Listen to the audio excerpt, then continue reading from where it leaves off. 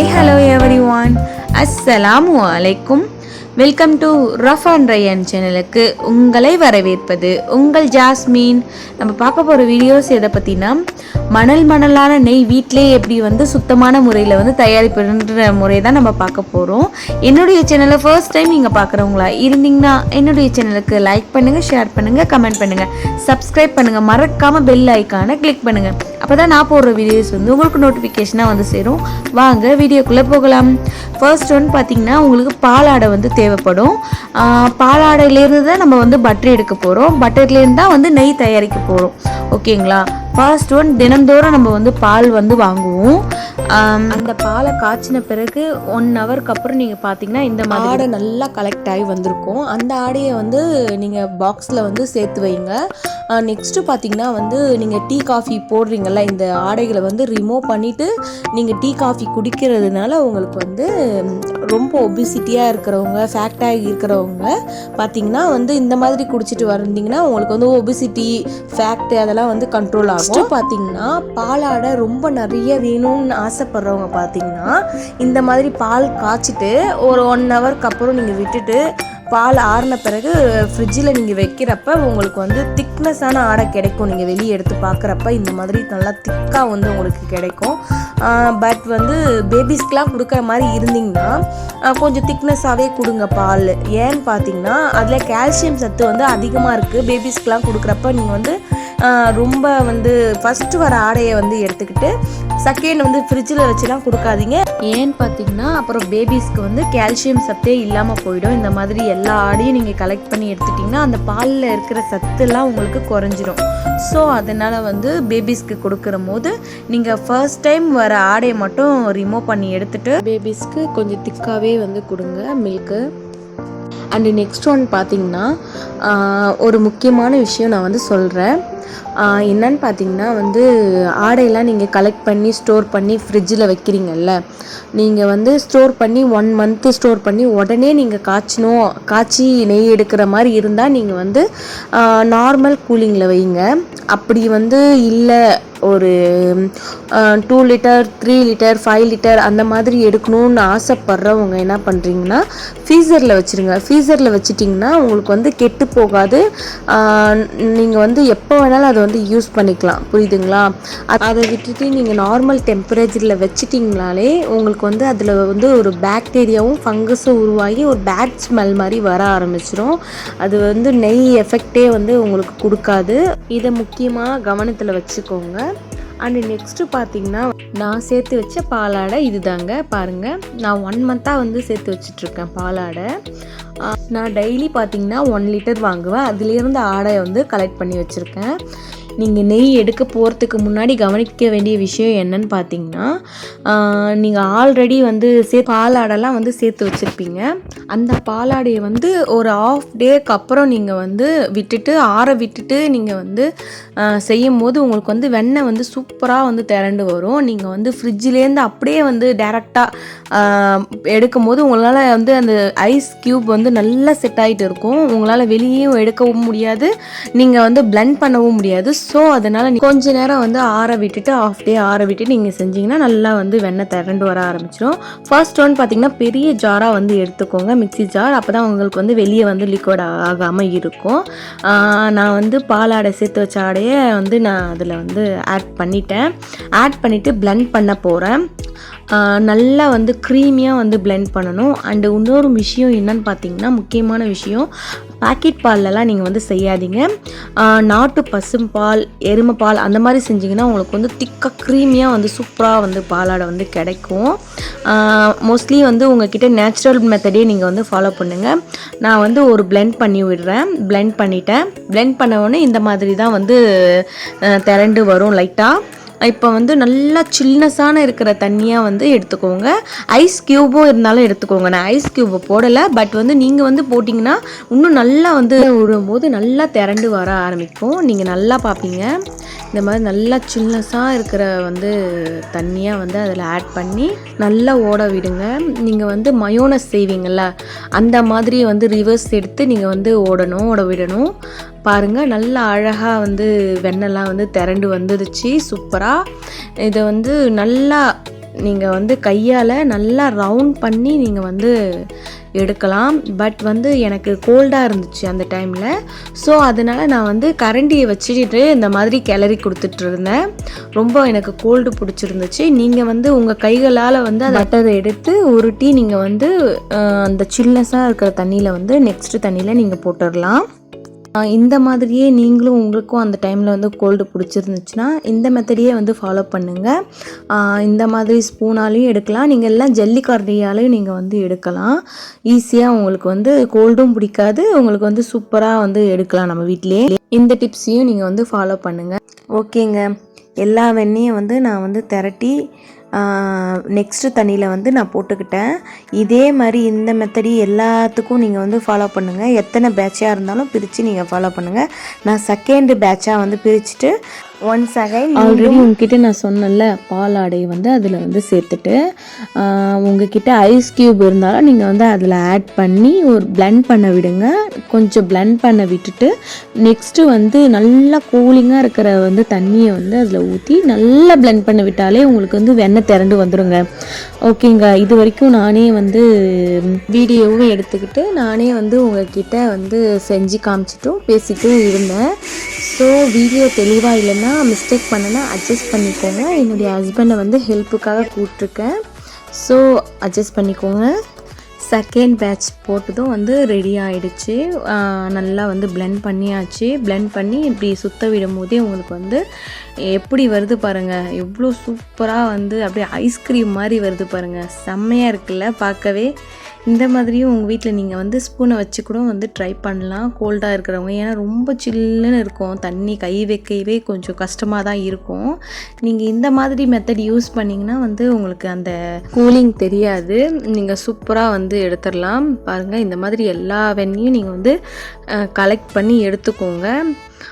எடுத்துக்கிட்டு and next one பார்த்திங்கன்னா எல்லாத்தையும் நம்ம வந்து எடுத்துகிட்ட பிறகு பார்த்திங்கன்னா இந்த மாதிரி தண்ணி வந்து இருக்கும். அதில் எல்லா வெண்ணையும் நம்ம வந்து அடித்து லாஸ்ட் வரைக்கும் நம்ம வந்து கலெக்ட் பண்ணி எடுத்துட்டு லாஸ்ட்டாக வந்து வெறும் பால் மாதிரி அந்த தண்ணி இருக்கும். அந்த பாலில் கூட வந்துட்டு நம்ம வந்து பன்னீர் எடுக்கலாங்க ஈஸியான முறை. பட் வீடியோ லென்த்தாக போனனால என்னால் வந்து உங்களுக்கு வீடியோவாக எடுத்து போட முடியல.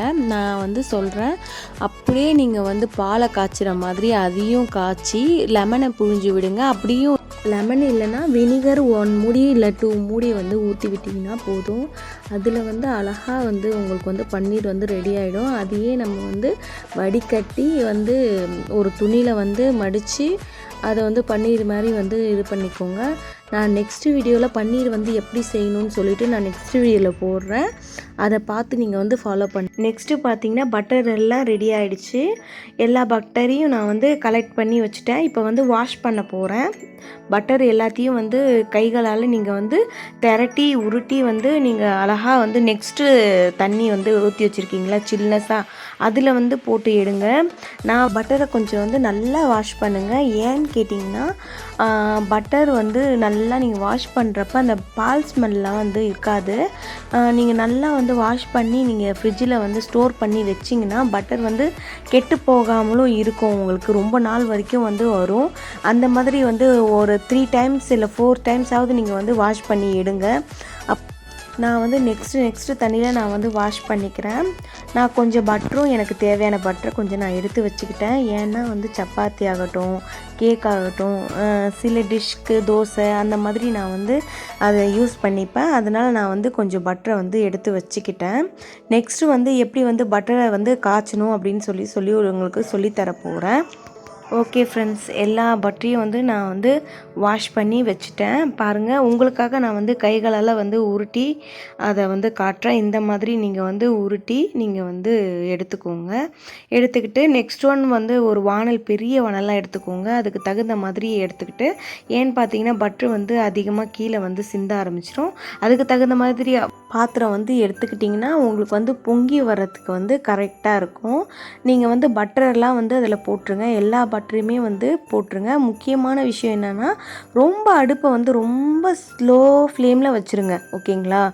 ஏன்னு பார்த்தீங்கன்னா அதிக ஃப்ளேமில் வச்சிட்டிங்களா வந்து பட்டர் வந்து திரண்டு வரவும் தீய ஆரம்பிச்சிடும், புரியுதுங்களா? அதனால் ரொம்ப ஸ்லோவில் வச்சுட்டு நீங்கள் வந்து பட்டர் எல்லா பட்டரையும் வந்து போட்டுருங்க. போட்டுட்டு பார்த்தீங்கன்னா ஒரு 5 மினிட்க்கு அப்புறம் வந்து இந்த மாதிரி வந்து கொதிக்க ஆரம்பிக்கும் பாருங்கள். இந்த மாதிரி பொங்க ஆரம்பிக்கிறோம், பபிள்ஸாக வந்து நல்லா வந்து பொங்க ஆரம்பிக்கும். எல்லா பட்டரும் வந்து மெல்ட் ஆகிட்டு இந்த மாதிரி வந்து நெய் தனியாகவும் பால் தனியாகவும் பிரிஞ்சு வர ஆரம்பிச்சிரும். இந்த மாதிரி ஸ்டேஜில் வந்து விட்டு விட்டு கிளறி கொடுத்துட்டே இருங்க, கை விட்டு கிளறி கொடுங்க. ரொம்ப லோ ஃப்ளேமில் வந்து வச்சுருங்க. பாருங்கள், இந்த மாதிரி வந்து கிளறி கொடுத்துட்டே இருக்கும் போது உங்களுக்கு வந்து நல்லா வந்து பபிள்ஸ் வந்து விட ஆரம்பிக்கும், நல்லா வந்து கொதிக்க ஆரம்பிக்கும். பார்த்திங்கன்னா உங்களுக்கு வந்து தெரியும், இந்த மாதிரி வந்து பால் தனியாகவும் நெய் தனியாகவும் பிரிஞ்சு வந்துருச்சு. இந்த மாதிரி ஸ்டேஜில் தான் வந்து நீங்கள் வந்து கல் உப்பு, முருங்கைக்கீரை, அப்படியும் உங்ககிட்ட இல்லைன்னா வந்து கருவேப்பில்லை, இது மூணுத்தில் ஏதாவது ஒன்று வந்து ஆட் பண்ணிக்கோங்க. நான் வந்து பார்த்திங்கன்னா வந்து முருங்கைக்கீரை தான் வந்து ஆட் பண்ண போகிறேன். முருங்கைக்கீரையில் வந்து அவ்வளோ எஃபெக்ட் இருக்குங்க. அதில் நல்ல முருங்கைக்கீரை வந்து நம்ம வந்து முருங்கைக்கீரையை போடுறதுனால அதில் வந்து நல்ல எசன்ஸ் வந்து இறங்கி செம்ம வாசனையாக இருக்கும். நல்லா வாசனை மணமாகவும் வீடு அப்படியே மணக்குங்க, செம்மையாக இருக்கும். எனக்கு வந்து ரொம்ப முருங்கைக்கீரை தான் பிடிக்குங்க. அதனால் நான் வந்து முருங்கைக்கீரையை வந்து ஆட் பண்ணிக்கிட்டேன். அப்படி இல்லாதவங்க வந்து கருவேப்பில்லை, கல் உப்பு, வெந்தயம் அந்த மாதிரி நீங்கள் எது வேணாலும் வந்து ஆட் பண்ணிக்கலாம். நல்லா வந்து முருக விடுங்க அந்த முருங்கைக்கீரை. நான் வந்து முருங்கைக்கீரை வந்து எக்ஸ்ட்ராவே வந்து ஆட் பண்ணிப்பேங்க.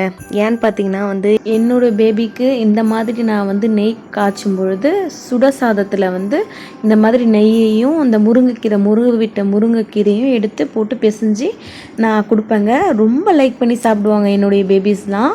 கண்டிப்பாக நீங்களும் ட்ரை பண்ணி பாருங்கள்.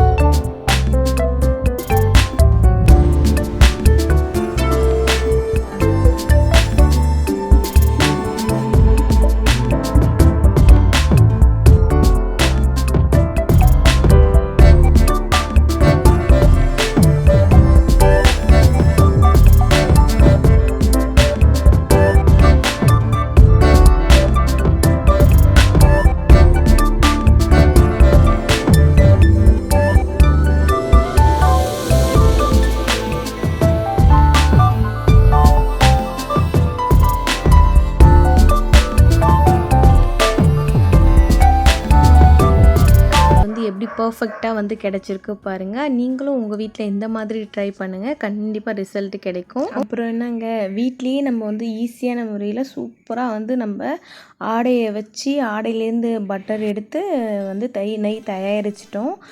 வெளியே நீங்கள் வாங்க போனீங்கன்னா நல்லா கவனித்து பாருங்கள் 50 ml வந்து 49 ரூபா வருது ரேட்டு. 500 ml வந்து பார்த்திங்கன்னா 1/2 லிட்டர் 433 ரூபா வருதுங்க. எதுக்குங்க நம்ம வந்து இவ்வளோ காசு வந்து வேஸ்ட்டு பண்ணணும்? நம்ம வீட்லேயே நம்ம வாங்குகிற பாலாடை வச்சே நம்ம நிறைய எடுக்கலாங்க. எனக்கு வந்து 1 லிட்டர் வந்து கிடச்சிருக்கு. நான் வந்து கொஞ்சம் பட்டர் வந்து எடுத்து வச்சுட்டேன். அப்போ பார்த்திங்கன்னா எனக்கு 1/2 லிட்டருக்கு மேலேயே தான் எனக்கு கிடச்சிருக்கு. பார்த்திங்கன்னா தெரியும். இந்த மாதிரி வீட்லேயே நம்ம வந்து ட்ரை பண்ணலாம். எந்த கெமிக்கலும் இல்லாமல் நம்ம வந்து பர்ஃபெக்டான முறையில் மணலான நெய்யை வந்து வீட்லேயே வந்து தயாரிச்சிடலாங்க. நெக்ஸ்ட்டு ஒன் பார்த்திங்கன்னா நான் வந்து இந்த நெய்யை பார்த்திங்கன்னா வந்து 1 டேக்கு அப்புறம் வந்து ஃப்ரீசரில் வந்து வச்சுட்டேங்க. ஃப்ரீசர்லேருந்து வந்து எடுத்து பார்க்கும்போது செம்மையாக இருந்துச்சுங்க பார்க்கவே. இதையும் நான் உங்ககிட்ட ஷேர் பண்ணிக்கலான்னு சொல்லிவிட்டு நான் உங்ககிட்ட காட்டுறேன். எப்படி இருக்குது பாருங்கள், கேக் மாதிரி. எனக்கு ரொம்ப பிடிச்சிருந்துச்சுங்க. அழகாக அப்படியே கேக் மாதிரி வந்து நீங்களும் இந்த மாதிரி ஃப்ரீசரில் வந்து வச்சுருங்க. எப்போ தேவைப்படுதோ அப்போ மட்டும் நீங்கள் எடுத்துக்கோங்க. 1 இயர் ஆனாலும் இந்த மாதிரி வச்சிட்டிங்கன்னா கெட்டே போகாது. நீங்கள் எந்த டிஷ்ஷை செய்கிறதுக்கு முன்னாடி நீங்கள் வந்து 1 ஹவர் 1/2 டேக்கு முன்னாடி எடுத்து வச்சிட்டிங்கன்னா போதும். நார்மல் டெம்பரேச்சர் இந்த நெய் வந்து வந்துடும். இந்த டிப்ஸையும் ஃபாலோ பண்ணுங்கள். கடையில் வாங்குறத வந்து நம்ம ஸ்டாப் பண்ணிவிட்டு நம்ம வீட்லேயே பாலாடை வச்சு நம்ம ஈஸியான முறையில் வந்து நெய் தயாரிச்சிடலாம். ஓகேங்க, கொஞ்சம் சிரமப்பட்டோம் இந்த வீடியோவுக்காக. அந்த சிரமம் கூட இல்லாமல் நான் நெக்ஸ்ட் வீடியோவில் வந்து டைரெக்டான முறையில் வந்து எப்படி நெய் காய்ச்சிறன்ற வீடியோவை நான் உங்களுக்கு அப்லோட் பண்ண போகிறேன். அதுக்கு பார்த்திங்கன்னா வெறும் பாலாடை மட்டுமே போதுங்க. வேறு ஒன்றும் வேணாம். ஐஸ் க்யூப் வேணாம், ஐஸ் வாட்டர் வேணாம், மிக்ஸி வேணாம், எதுவுமே வேணாங்க. டைரெக்டான முறையில் வந்து நெய் வந்து ஈஸியாக நம்ம எடுக்கலாங்க. நான் அந்த மாதிரி மெத்தடை தான் உங்களுக்கு நான் சொல்லித்தர போகிறேன். நெக்ஸ்ட் வீடியோவில் நான் அப்லோட் பண்ணுறேங்க. என்னுடைய வீடியோ உங்களுக்கு ரொம்ப பிடிச்சிருக்குன்னு நான் நம்புகிறேன். டிப்ஸ் ஆர் இன்ஃபர்மேஷன் நான் வந்து அதிகமாக கொடுத்துருக்கேன்னு நான் நினைக்கிறேன். ஐ ஹோப் என்னுடைய வீடியோ உங்களுக்கு பிடிச்சிருந்துச்சுன்னா லைக் பண்ணுங்கள், ஷேர் பண்ணுங்கள், கமெண்ட் பண்ணுங்கள். மறக்காமல் சப்ஸ்கிரைப் பண்ணுங்கள், பெல் ஐக்கானையும் கிளிக் பண்ணிடுங்க. அப்போ தான் நான் போடுற வீடியோஸ் வந்து உங்களுக்கு நோட்டிஃபிகேஷனாக வந்து சேருங்க. தேங்க்யூ ஃபார் வாட்சிங். நெக்ஸ்ட் வீடியோவில் பார்க்கலாம்.